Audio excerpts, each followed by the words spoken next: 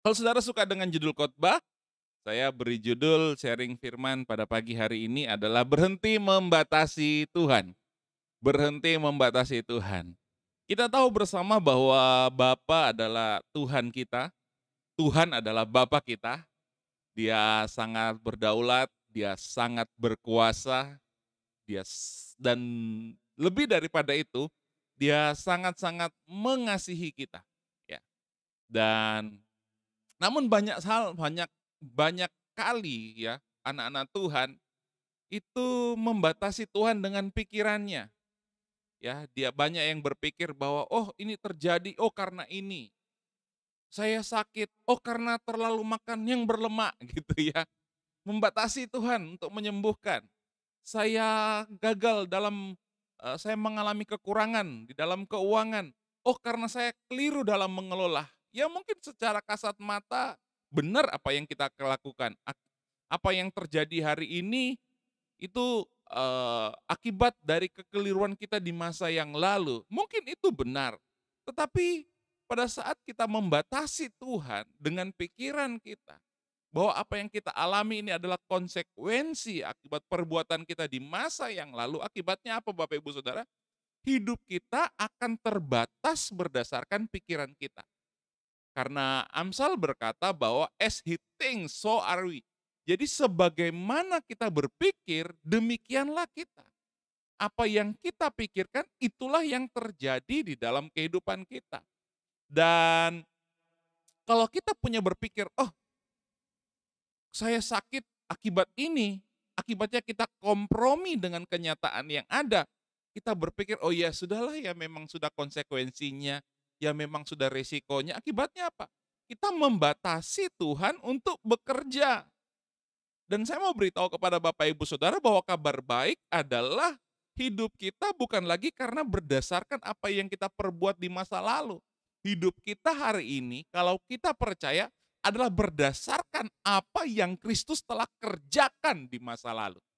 Bukan tentang apa yang kita lakukan di masa lalu karena manusia lama kita sudah ditebus oleh tubuh dan darah Yesus, oleh pengorbanan Yesus Kristus.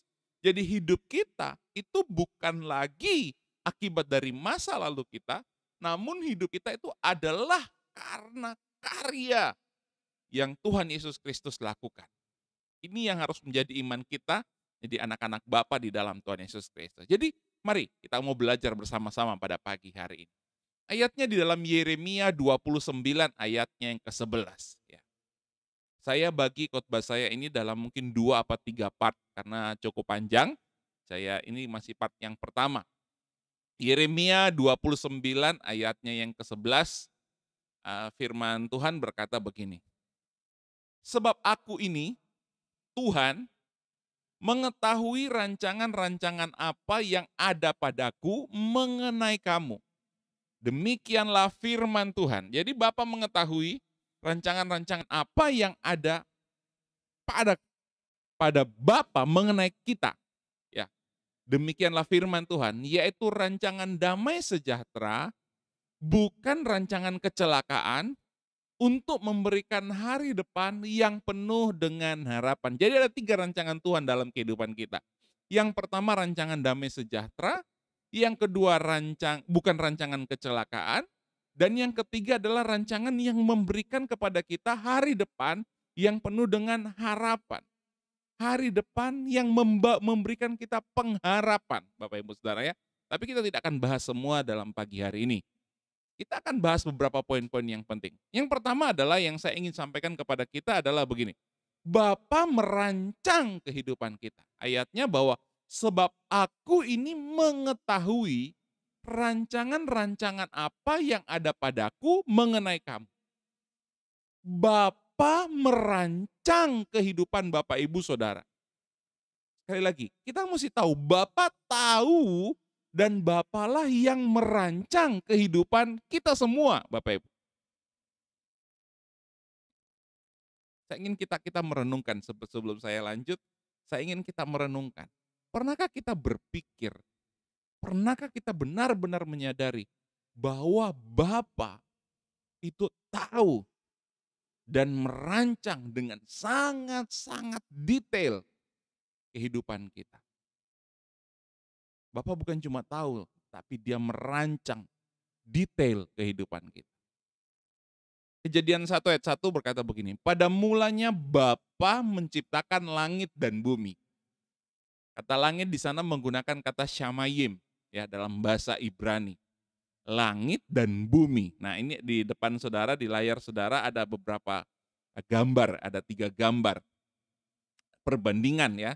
Di sini kan ada sedang Tuhan Alkitab menuliskan langit dan bumi. Jadi saya melihat, saya membuat sebuah perbandingan. Langit itu apa? Kita punya gambaran tentang langit. Kalau kita baca bahasa Indonesia, apa yang kita lihat awan, apa yang terlihat oleh mata kita, itu kita bilang langit gitu ya. Padahal konsep Tuhan, langit bukan cuma sekedar apa yang terlihat oleh mata kita. Ya. Bahkan Rasul Paulus kalau nggak salah pernah ngomong dibawa ke langit yang ke-7 gitu. Nah, itu jadi konsep langit dalam pemikiran Bapa itu bukan apa yang terlihat oleh mata kita, tetapi yang tidak terlihat oleh mata kita, ya, invisible universe, itu juga dari Shamayim, Tuhan yang ciptakan. Nah, saya buat perbandingan bumi dan matahari. Saudara mungkin bisa lihat di layar ya. Di layar ada bumi, ada matahari. Ya, bumi itu yang warna biru, tuh kecil, gambar yang pertama. Terus kemudian matahari yang warna orange, gede gitu ya.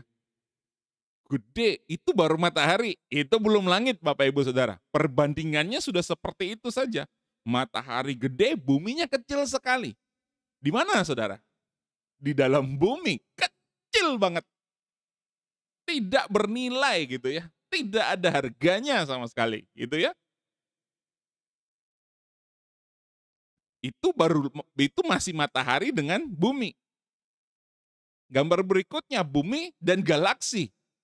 Matahari itu bagian kecil dari galaksi. Ya, itu gambar yang nomor 2 yang di tengah.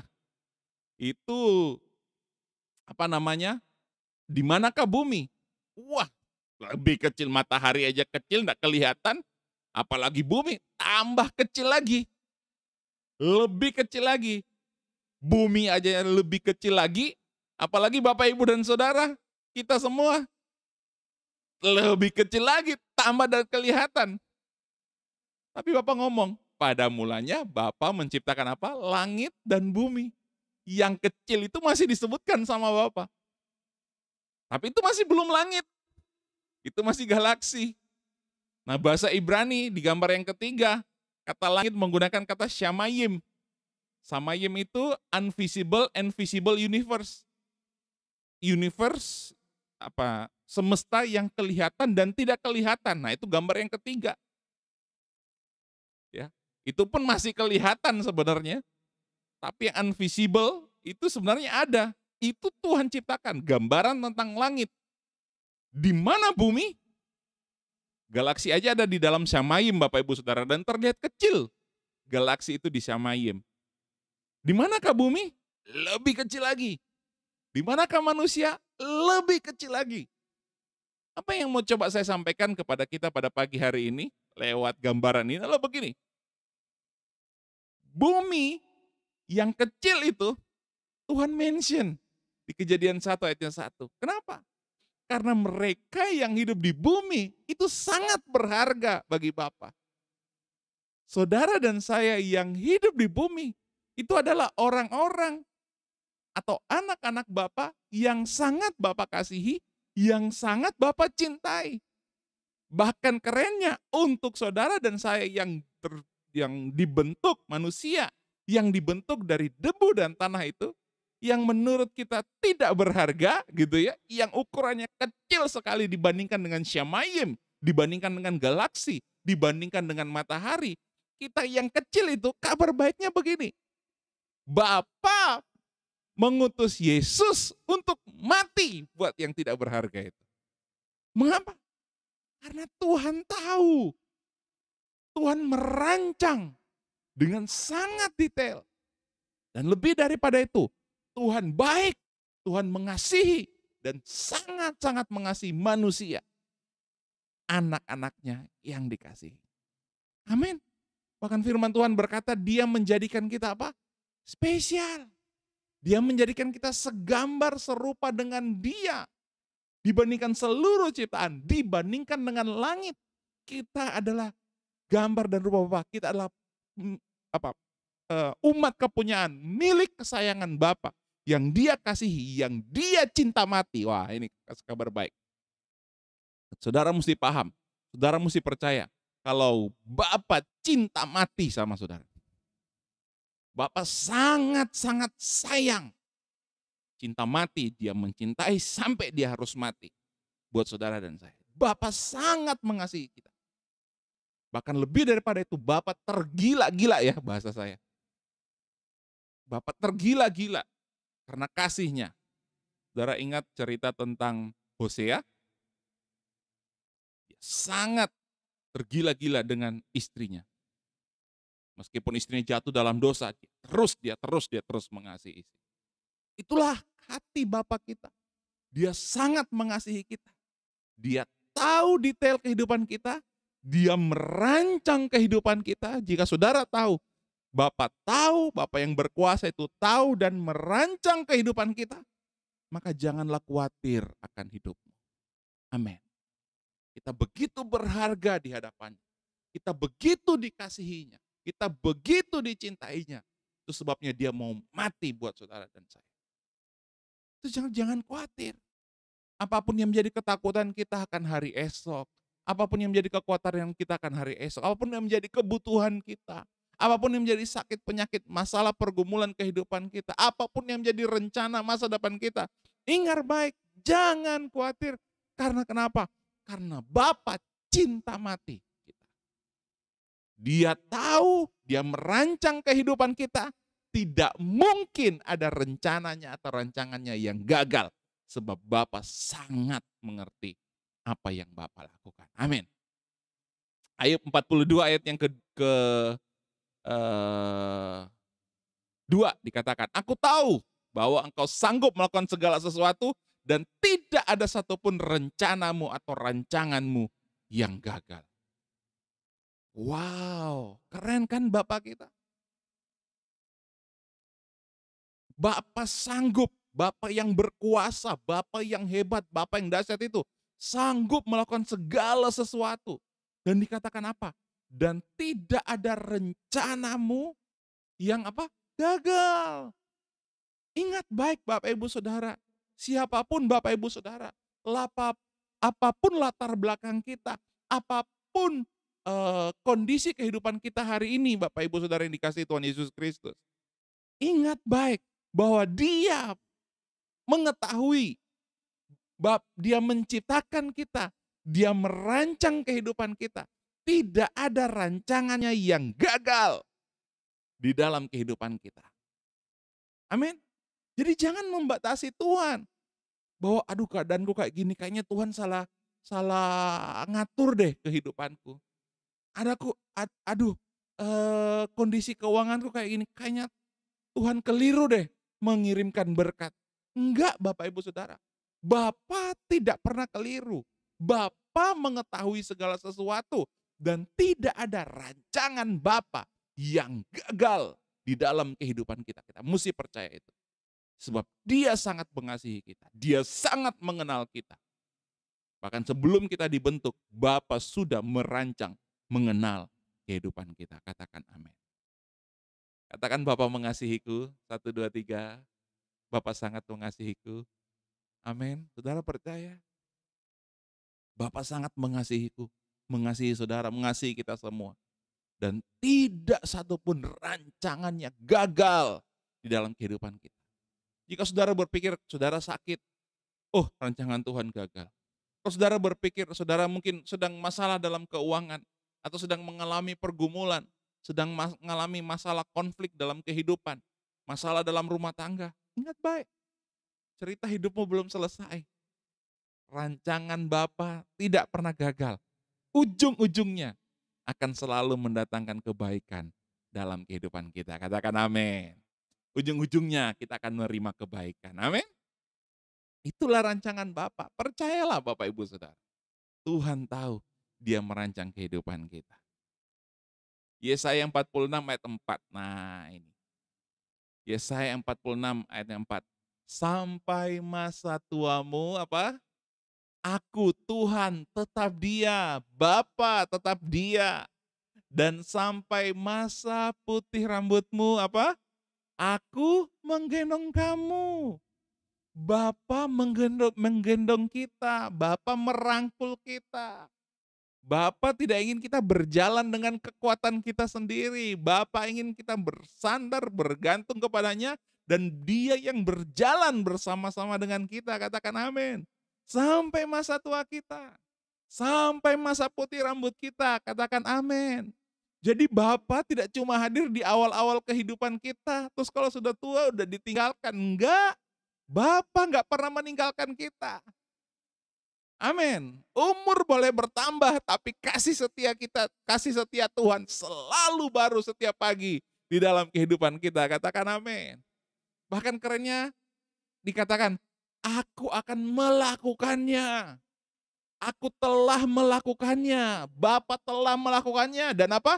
Dan mau menanggung kamu terus. Gak berhenti, Bapa ingin menanggung kehidupanmu. Gak berhenti Bapak ingin menyelamatkanmu. Tidak berhenti Bapak ingin menunjukkan kasih setianya yang berlimpah-limpah dalam kehidupan kita. Aku mau memikul kamu, mengangkat segala bebanmu, mengangkat segala ketakutanmu, mengangkat segala sakit penyakitmu. Dan apa? Dan menyelamatkan kamu, katakan amin. Sampai kapanpun kita percaya Bapa hadir, Bapa tahu, Bapa merancang kehidupan kita. Dia menggendong kita, Dia mau terus melakukannya bagi kita, Dia memikul, dan Dia mau menyelamatkan. Amin. Itu sebabnya jangan kita batasi Bapa dengan apa? Pikiran kita. Kita berpikir bahwa, ya memang keadaanku seperti ini. Ya kondisinya seperti ini. Kondisi ekonomi dunia lagi sedang resesi. Wajar omsetku menurun. Wajar memang dunia semakin jatuh. Wajar kalau kita mengalami penderitaan, krisis, dan lain sebagainya. Wajar. Enggak Bapak Ibu Saudara. Jangan batasi Bapak. Karena kenapa? Karena Bapak berjanji. Dia mau melakukan terus kebaikan dalam kehidupan kita. Dia mau terus memikul kita dan selalu menyelamatkan kita. Percaya, katakan amin. Percaya, berikan tepuk tangan yang meriah. Karena Dia Bapa yang selalu setia dan menepati janjinya dalam kehidupan kita. Ujung-ujungnya selalu mendatangkan kebaikan. Amin. Yuk kita perkatakan ini. Hidupku selalu baik. Karena Bapa yang baik merancang yang terbaik bagiku. Yuk sama-sama perkatakan. Hidupku apa? Selalu baik. Karena Bapakku yang baik merancangkan yang terbaik dalam hidupku. Terbaik bagiku. Jadi ketika saudara berpikir, oh Tuhan sengaja menciptakan aku dalam kondisi seperti ini, dalam keadaan seperti ini. Itu bukan rancangan terbaik Bapak. Bapak sedang mengatur yang terbaik dalam kehidupan kita. Rancangannya harus berjalan seperti yang Dia kehendaki. Rancangannya harus berjalan seperti yang Dia inginkan. Kenapa? Karena Dia Bapa yang tahu, Bapa yang merancang, dan tidak pernah gagal rancangannya dalam kehidupan kita. Nah itu masih pendahuluan Bapak Ibu Saudara. Masih pendahuluan. Kita masuk dalam khotbahnya ya. Kembali, Yeremia 29 ayatnya yang ke-11. Sebab aku ini mengetahui rancangan-rancangan apa yang ada padaku mengenai kamu. Demikianlah firman Tuhan. Yaitu rancangan damai sejahtera. Bukan rancangan kecelakaan. Untuk memberikan kepadamu hari depan yang penuh dengan harapan. Yang pertama, rancangan damai sejahtera. Rancangan Tuhan atas kita apa? Rancangan damai sejahtera. Katakan rancangan damai sejahtera. 1, 2, 3. Rancangan damai sejahtera.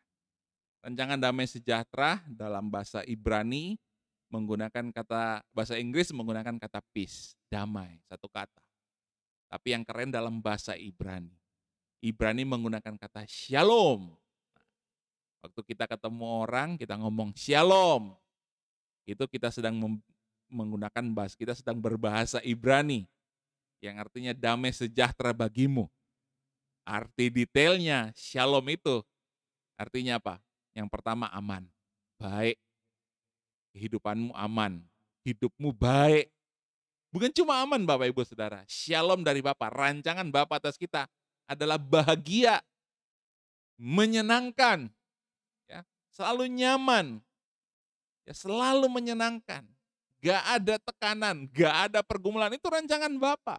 Itu shalom yang Bapa berikan dalam kehidupan kita. Aman, ya, dilindungi, dijagai, baik seluruh keadaan kita, bahagia hati dan pikiran kita, menyenangkan kita, di lingkungan kita. Itu rancangan Tuhan atas kehidupan. Itu shalom, dan itu rancangan yang tidak pernah gagal dalam kehidupan kita. Kalau saudara, sekali lagi, kalau kita belum merasakan itu, ingat, rancangan Bapa belum selesai, belum gagal, tidak akan gagal. Amin.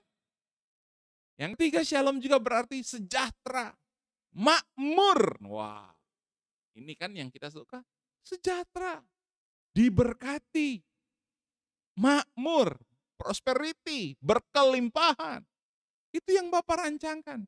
Itu sebabnya pada waktu Bapa menciptakan Taman Eden, di sana bukan cuma ada tumbuh-tumbuhan yang untuk kita makan, tapi apa? Ada batu krisopras, ada emas, ada berlian. Tuhan sediakan di Taman Eden. Mengapa? Karena itu adalah rancangan Bapa buat manusia. Bapa ingin bukan cuma kita hidup, bukan cuma kita bisa makan, bukan cuma kita bisa cukup, tapi Bapa ingin kita sejahtera, kita makmur. Karena apa? Karena Bapa memanggil kita untuk memberkati kita, supaya hidup kita bisa menjadi berkat bagi orang lain. Shalom juga berarti apa? Sehat. Katakan saya harus sehat. 1, 2, 3. Kita harus sehat. Kenapa? Karena itu rancangan Tuhan dalam kehidupan kita. Kita harus kuat, kita harus sembuh. Mengapa? Karena itu rancangan Bapa dalam kehidupan kita. Itu rancangan Bapa dalam kehidupan kita. Karena kita tahu itu rancangan Bapa, dan rancangan Bapa itu tidak akan gagal, maka percayalah Bapak Ibu Saudara, apapun sakit penyakit yang saudara derita, jika saudara percaya rancangan Bapa tidak pernah gagal dalam kehidupan kita, hari ini pasti terjadi kesembuhan. Pasti terjadi mujizat. Kenapa? Shalom. Rancangan Bapa itu sehat. Bukan cuma sehat, damai. Hati kita selalu damai, selalu bahagia, enggak khawatir. Selalu bisa tidur dengan nyenyak. Bisa bangun pagi untuk berdoa pagi. Kenapa? Damai, peaceful. Itulah rancangan Bapa dalam kehidupan kita. Damai sejahtera. Rancangan damai sejahtera. Kalau saudara renungkan apa yang Bapa lakukan dalam kehidupan kita, selalu baik, sungguh sangat baik, dan itu tidak akan pernah gagal. Sekali lagi, tidak akan pernah gagal dalam kehidupan kita. Filipi 4 ayat 7 ngomong begini. Filipi 4 ayat 7 ngomong begini. Damai sejahtera Bapa yang melampaui segala akal, apa? Akan memelihara hati dan pikiranmu dalam Kristus Yesus. Yohanes 14 ayat 27 ngomong begini. Damai sejahtera kutinggalkan bagimu. Damai sejahteraku, jadi damai sejahtera Bapa, ku berikan kepadamu. Dan apa yang ku berikan tidak seperti yang dunia berikan kepadamu. Makanya jangan gelisah, jangan gentar hati. Yang pertama Bapak Ibu Saudara, bahwa damai sejahtera Bapa itu melampaui segala akal. Kalau kita hubungkan dengan Yeremia 29 tadi, bahwa rancangan damai sejahtera Bapa, karena Bapa kan merancang damai sejahtera. Rancangan damai sejahtera Bapa melampaui segala akal. Artinya apa Bapak Ibu Saudara? Tidak bisa kita ukur dengan akal pikiran kita. Bapa mau kita percaya bahwa segala rancangannya itu, Bapa mau kita cuma percaya bahwa segala rancangannya itu baik dalam kehidupan kita. Kenapa? Karena rancangan damai sejahtera Bapa itu melampaui akal pikiran kita. Mungkin orang berkata, gak mungkin, susah kamu sembuh. susah kamu dipulihkan, kondisimu sudah terlalu buruk, kondisimu sudah tidak terlalu, hidupmu sudah terlalu hancur, sudah nggak bisa. Ingat, rancangan damai sejahtera Bapa, shalomnya Bapa tadi, itu melampaui segala akal. Saat dokter bilang nggak mungkin, saat keadaan bilang nggak mungkin, saat kenyataan bilang nggak mungkin, tidak ada yang mustahil bagi Bapa. Kenapa? Karena rancangannya tidak pernah gagal. Amin. Jadi jangan batasi Tuhan, Bapak Ibu Saudara. Jangan batasi Tuhan dengan pikiran kita, dengan pemahaman kita. Rancangannya melampaui segala akal, termasuk akal para medis, termasuk akal para ekonom-ekonom dunia, termasuk para apa namanya, orang-orang yang mungkin ada di belakang layar di dunia politikan dan lain sebagainya. Bapa merancang melampaui segala akal, dan rancangan damai sejahteranya tidak pernah gagal di dalam kehidupan kita. Amin. Ingat, melampaui segala akal pikiran. Itu sebabnya Bapa mau kita cuma percaya kepada Dia. Jadi nggak usah dipikir, masalahmu, pergumulanmu nggak usah dipikir. Ketakutanmu nggak usah dipikir. Percaya saja, Bapa pasti menolong. Bapa pasti menunjukkan kebaikannya dalam kehidupan kita. Yang kedua dikatakan apa? Memelihara apa? Hati dan pikiranmu. Damai sejahtera itu yang memelihara. Rancangan damai sejahtera itu yang memelihara hati dan pikiran kita dalam Kristus Yesus. Nah ini, damai sejahtera Bapa, rancangan damai sejahtera Bapa itu bekerja di dalam Kristus Yesus. Syaratnya, kita ada di dalam Kristus Yesus. Syaratnya, kita ingat Yesus. Katakan amin.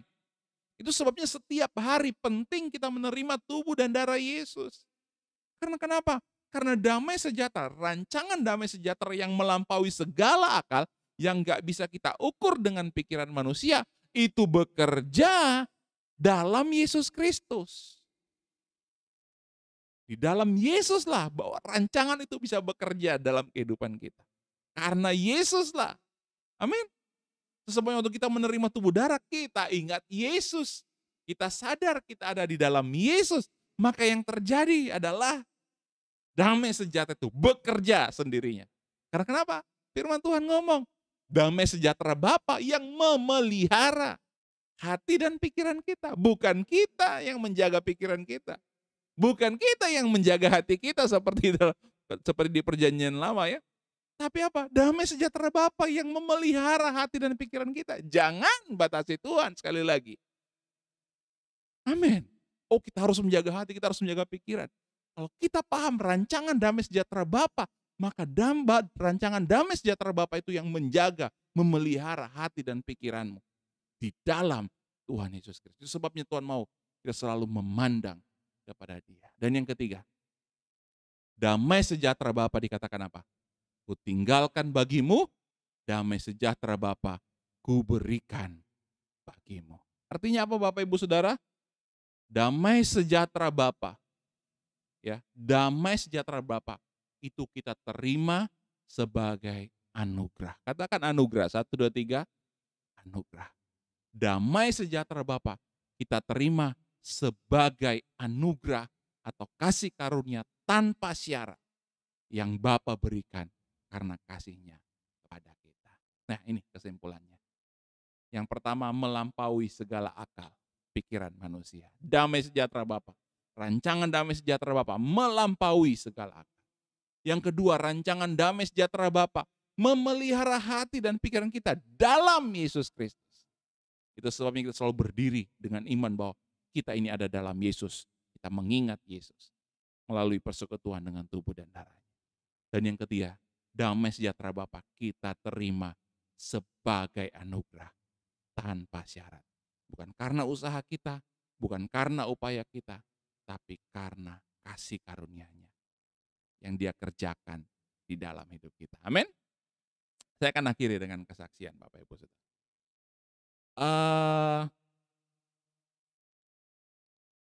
Habis Natal 2023 kemarin, Desember 2023, kan Natal 24, 25 ya. Terus 26 Itu saya sama keluarga itu rencana pergi mengunjungi, sekalian liburan gitu ya, di satu kota lah. Kami pergi ke sana dan ternyata istri saya itu tidak cerita ke siapa-siapa. Dia mengalami, benjolan di bagian, mohon maaf ya, di ketiaknya sebelah kiri kalau nggak salah. Nah, saudara, dari sejak bulan Agustus sampai bulan bulan apa, bulan, Agustus, sejak Agustus, itu kami itu banyak melayani orang-orang yang kena kanker, Bapak Ibu Saudara. Ada yang kanker payudara, ada yang kanker serviks, ada yang tumor ganas gitu ya.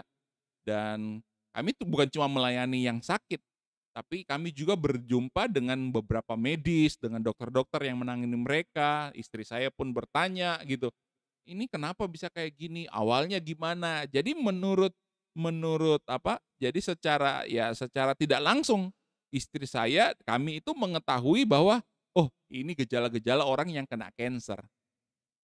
Nah, dari bulan Agustus karena sering bertemu dengan orang-orang itu dan mereka banyak, puji Tuhan, ada banyak mengalami kesembuhan, ada memang yang tidak sembuh tapi dia meninggal dalam keadaan yang rest gitu ya. Dia, sudah memahami kasih karunia Kristus gitu, dan waktu dia mau meninggal dia ngomong begini, "Wah, saya senang sekali sekarang, saya tidak takut lagi akan yang namanya kematian." Jadi dia benar-benar rest. Nah, tapi setidaknya istri saya itu banyak dapat informasi tentang kanker itu begini begini begini begini. Nah, pada waktu istri saya mengalami benjolan itu dan sakit sekali, dia tidak cerita kepada saya, dan pada waktu dia mengalami itu, langsung pikiran pertamanya apa? Kanker, kanker payudara. Dan apa yang terjadi, Bapak Ibu Saudara? Ya karena, eee, men apa, dia sudah banyak informasi tentang itu. Gejalanya, diagnosanya, tanda-tandanya sama persis seperti apa yang dokter, yang medis katakan, yang kami temui, ya. Dan itu makin lama makin sakit, 26 Desember, makin lama itu makin sakit. Ya, benjolannya itu makin kerasa gitu. Pas tahun baru, jadi 26, tahun baru 1 Januari, kondisinya itu makin sakit, Bapak Ibu Saudara, makin nyeri. Nah, setiap hari istri kami sekeluarga selalu menerima tubuh darah. Tapi ketika kondisinya makin sakit, apa yang istri saya lakukan? Oh, dia tidak mau khawatir, dia ndak mau mikir macam-macam, ya, apa namanya, angkat tubuh darah lagi gitu. Ya Tuhan, aku ini bukan cuma karena tubuh darah, bukan cuma karena aku pengen sekedar sembuh, bukan. Tapi karena supaya hati dan pikiranku tidak dikuasai oleh ketakutan. Supaya hati dan pikiranku tidak dikuasai oleh sakit penyakit. Tapi hati dan pikiranku dikuasai oleh rancangan damai sejahtera Bapa bagiku. Itu 1 Januari, 2 Januari, 3 Januari. Wah, terus Bapak, dia kalau pagi doa pagi, tubuh darah, sore, siang, tubuh darah lagi. Kenapa? Pengen supaya mengingat kepada Yesus. Bahwa hati pikirannya, menjaga hati dan pikirannya di dalam Kristus Tuhan Yesus. Kamis 4 Januari kami ada pelayanan. Nah, di Kamis 4 Januari itu saya baru tahu, istri saya bersaksi bahwa dia mengalami penyakit itu. Saya baru tahu, Bapak Ibu Saudara, di 4 Januari. Dia mengalami itu dan dia bilang, dalam kesaksiannya ngomongnya begini, "Sekarang puji Tuhan, nyerinya itu sudah tidak terlalu sakit, tapi benjolannya masih ada." Artinya bahwa kami percaya bahwa Tuhan itu bekerja. Seperti di zaman Elia, awan segenggam, ya, awan sekepal tangan bisa menurunkan hujan yang deras. Jadi, oh, tanda-tandanya mungkin masih ada. Wah, kami makin percaya, pasti ada kesembuhan, pasti ada mujizat. Alkitab juga mencatat, iblis dikalahkan oleh apa? Oleh darah anak domba dan oleh kesaksian kita. Istri saya digerakkan bersaksi. Wah, dia bersaksi ke teman-teman. Waktu itu masih ada benjolannya. Memang tidak sesakit sebelum-sebelum. Itu tanggal 4 Januari, hari Kamis. Hari Selasa kami diundang pelayanan lagi, 8 Januari. Sebelum pelayanan masih terasa sakitnya, Bapak Ibu Saudara. Sebelum kami pelayanan masih terasa sakitnya, praise and worship masih terasa benjolannya. Tapi setelah praise and worship kan ada ruang kesaksian. Setelah praise and worship menjelang kesaksian, tiba-tiba benjolannya itu hilang sakitnya 100% hilang Bapak Ibu Saudara. Dan sampai hari ini, sakitnya itu tidak ada lagi, benjolannya tidak ada lagi. Mengapa? Karena sampai hari ini, bilur Yesus masih berkuasa menyembuhkan. Katakan amin. Memang kami tidak bawa ke dokter. Karena istri saya tahu saya kalau bawa ke dokter sudah pasti mikirannya macam-macam gitu ya. Pasti mikirnya macam-macam. Oh gini gini gini, dokter akan ngomong begini begini. Saya tidak anti dengan dokter, enggak Bapak Ibu Saudara. Kami masih minum obat juga gitu ya. Tapi kami mau tidak membatasi kuasa Tuhan. Kalau kami percaya Tuhan sanggup menyembuhkan sampai hari ini, Tuhan masih berkuasa. Bilur Yesus masih berkuasa menyembuhkan. Dan God is good. Cara kerjanya terajaib. Dan yang terjadi benar-benar kesembuhan itu kami alami. Mengapa saya menceritakan ini kepada Bapak Ibu Saudara? Karena kita mau bahwa jangan pernah batas. Karena Tuhan mau supaya kita jangan membatasi kuasanya. Kasih karunia-Nya berlimpah-limpah dalam kehidupan kita. Rancangannya rancangan yang terbaik dalam kehidupan kita. Dan tidak ada satupun rancangannya yang gagal. Meskipun hari ini kita menganggap sebagai suatu kegagalan. Ingat, cerita hidupmu belum selesai. Ujung-ujungnya mendatangkan kebaikan. Lanjut di part 2, mungkin 2 minggu lagi saya akan sharing. Ini masih cukup panjang, tapi biarlah hari ini kita memahami bahwa rancangannya bukan rancangan kecelakaan, rancangannya adalah rancangan damai sejahtera dan tidak pernah gagal. Shalom buat kita semua.